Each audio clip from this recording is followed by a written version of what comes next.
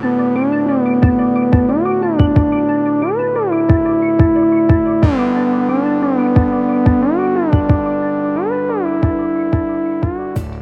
to the Wild Bradbury Podcast.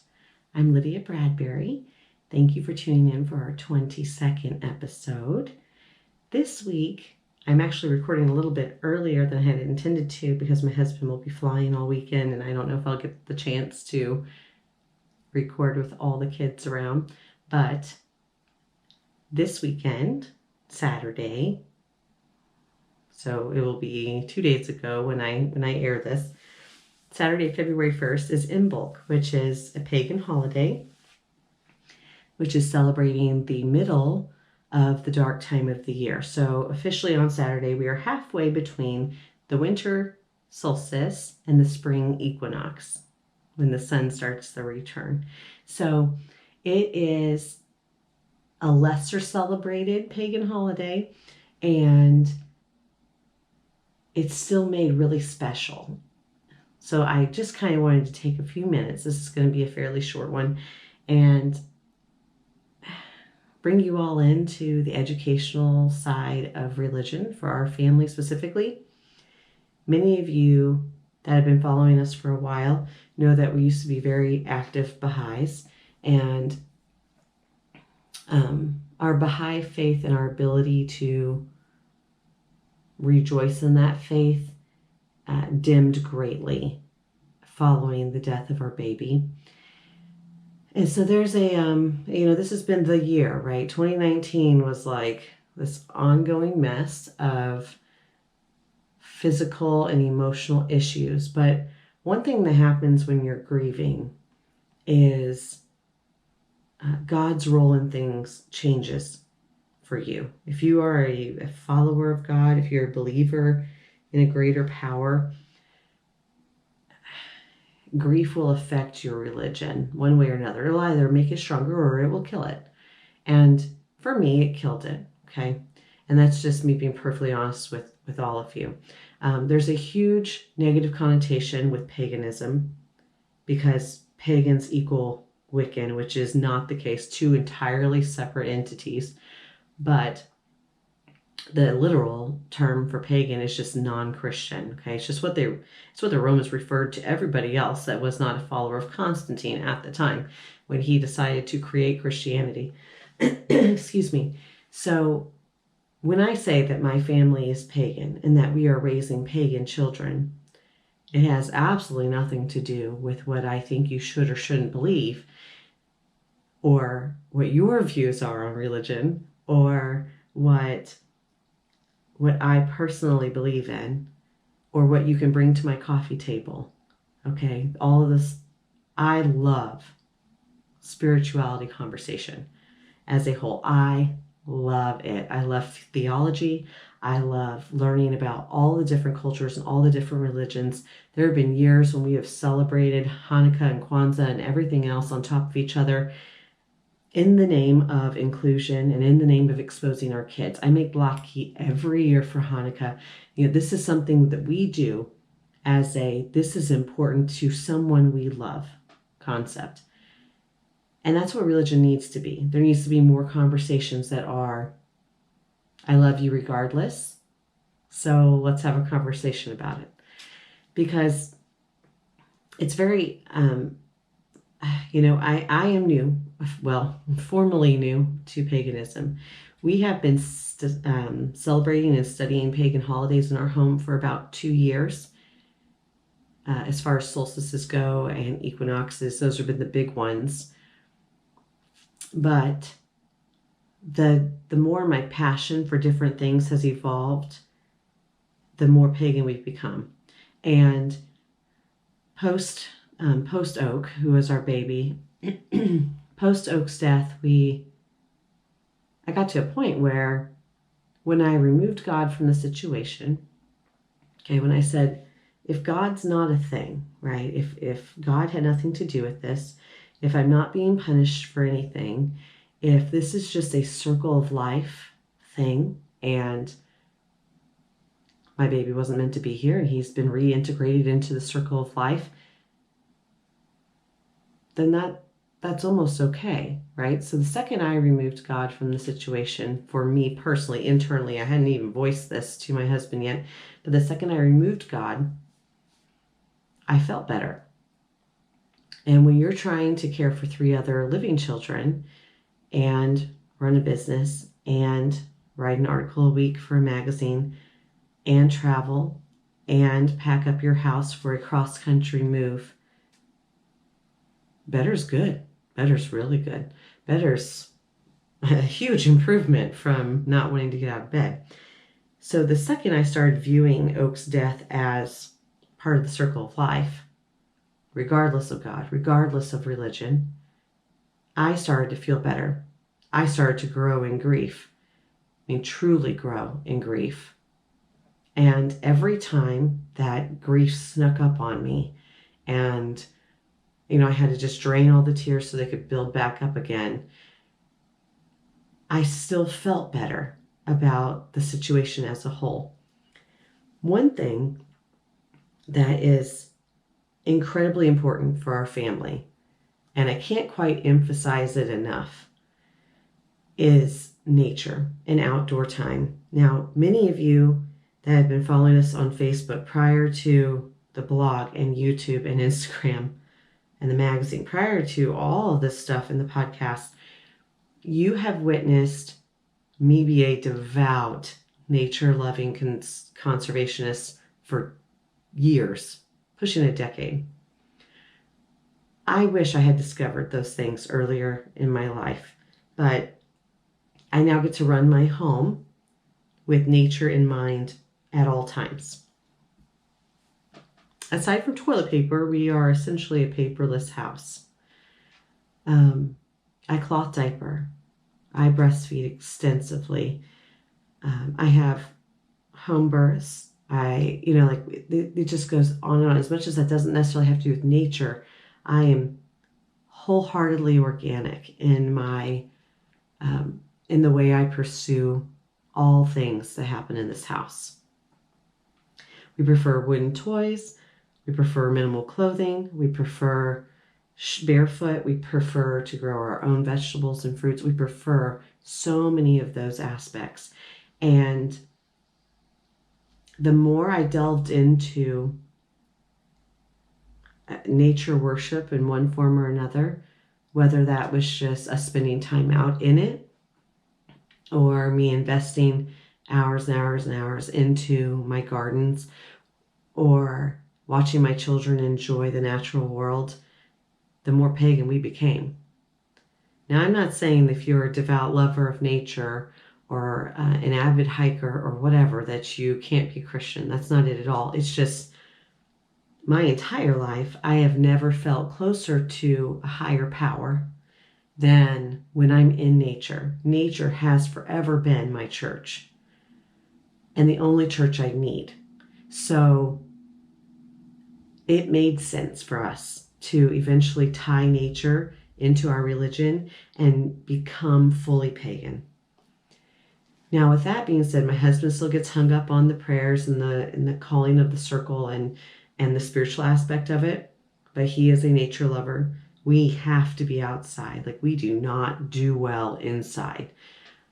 We had such a funny moment at the dining room table the other day where I was sitting there in the same position, the window's right here, and I'm looking out there, and my friend came into town for the weekend. She asked me what I was looking at, and I was like, I'm looking at those vines on the back fence, and I'm itching. I need to go get dirty and get my hands in the dirt and go play in the garden before I can get dolled up to go out tonight. It's such a need. It is as primal as mothering has been for me. I need to be outside and I need to feel the heat of the sun and I need to get my hands dirty. I need it. And even huge pregnant, I'm now 31, I'll be 32 weeks pregnant. I'm 32 weeks pregnant now. It is vital for me to do some sort of physical activity outside. My children are developing those habits, especially the third one. He seems to need it as much as mom does. And he's the first one to volunteer to help with any kind of yard work. We love to hike. We love to go swim. We absolutely adore state parks and national parks and national forests and just free range exploring in the woods. We eat it up. We can't get enough of it. So when I say that all of us are spiritually better in nature, the one religion that comes to my mind is paganism. So after we lost Oak, my husband, I finally had this conversation with him once we had moved or gotten to California. I don't know if we were settled yet or not. But we went to our first Baha'i study circle. We'll call it a meetup church thing here. And we were so excited to come back to California for many, many reasons. But the Baha'i community is one of them. Aside from, well, no, this is the biggest. San Diego has the largest Baha'i community here in the U.S. And we could not wait to be surrounded by other Baha'i families, because coming from rural North Carolina, it was a very big deal for us. There was only a handful of Baha'is and only 2 other children. So it makes it hard to raise a child in a new faith that you don't have any experience being a child in yourself. I was raised Catholic. My husband was raised Catholic. Now, I'm certain that my mother would have talked to me about God more had I brought it up, but that's what Sunday school is for, right? So you didn't have to have this conversation with your kid. So in the Baha'i faith, the spiritual education of the children falls solely on the mother. And so it's the lines of communication are constant about religion and faith. So having a community to bounce ideas off of and learn different traditions and practice more ritual sides of it was crucial. So we were so excited to be back here. We went to a couple of the Baha'i meetups, and I just couldn't get there. I just couldn't emotionally get there. I got more and more annoyed every time I went, because if all these prophets are real, which I do believe that all the prophets existed, that they all came and served their purpose. I totally believe all that. But I'm not a prophet worshiper by nature. I'm not. I feel nothing worshiping a prophet. And I had already mentally removed God and prophets from this particular internal turmoil that was losing my baby. Okay, so I had already said, I have to treat this as a circle of life, random act that happens to every living mammal on the planet. No mother lioness goes into having 3 cubs thinking that any of them are going to survive. And somehow, as humans with modern medicine, we have tricked ourselves into feeling guaranteed a baby. You're not guaranteed a healthy child. You're not guaranteed a child. So I think it's very, everything about childbirth is primal. Everything about conception, carrying, nursing, delivering, everything about that sequence is inherently mammalistic. It is so primal. Nothing about that is taught. And you can research your way to success all you want, but in the end, shit happens. In the end, you're not guaranteed any of those things are going to work out. And if you were, a Neanderthal, if you were a platypus for that matter, if you were whatever type of other animal you can think of that has live births, platypus lays eggs back up. Anyway, if you were a mammal, you would not, if you couldn't nurse, that baby would die. If you couldn't carry a T-shaped uterus or whatever, that baby would die. And you would move on. As much as I believe that animals mourn the loss of their children, they do not, their goal is to create a genetic legacy. So they move on to get pregnant again more quickly, which was initially the hardest part about all of this. I lost a baby at 18 weeks through a full placental abruption. And I went in 4 weeks later to have, my postpartum checkup and my pap smear and all this stuff done.